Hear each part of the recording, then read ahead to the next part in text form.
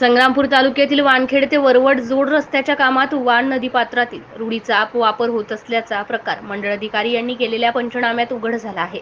याबाबतचा सदर अहवाल तलाठी यांच्या मार्फत तहसील कार्यालयात सादर केला गेला आहे। सध्या संग्रामपूर तालुक्यातील वरवड बकाल ते वानखेड या जोड रस्त्याचे काम सुरू आहे। रस्त्याचे काम करणाऱ्या कंत्राटदाराने मुरुमाऐवजी वानखेड येथील वान नदीपात्रातील वाळू मिश्रित रुढीचा वापर सुरू केला आहे।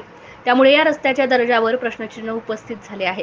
याबाबत 28 मार्च रोजी पातुर्डा येथील मंडळ अधिकारी यांनी रस्त्यावर पसरवण्यात आलेल्या नदीपात्रातील 150 ब्रास रुढीचा पंचनामा करून संग्रामपूर तहसीलला सादर केलाय।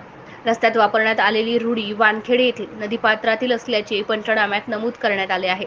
या गंभीर प्रकाराबाबत सार्वजनिक बांधकाम विभाग मूग गिळून गप्प असल्याने संबंधित विभागातील अधिकारी शासनाच्या उद्देशाला हरताळ फासत असल्याचे यावरून स्पष्ट होत आहे।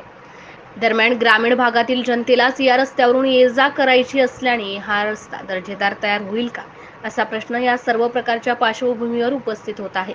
मंडळ अधिकारी यांनी पंचनामा करून संबंधित अहवाल तहसीलदार यांच्याकडे सादर केला असताना सुद्धा तहसीलदार यांनी या गंभीर प्रश्नावर संबंधित ठेकेदार यांच्यावर कार्यवाही का केली नाही, हा सुद्धा चर्चेला विषय बनला आहे। महसूल विभाग आणि संबंधित ठेकेदार यांची आर्थिक मिलीभगत तर नाही ना, अशी चर्चा जनसामान्यात होत आहे।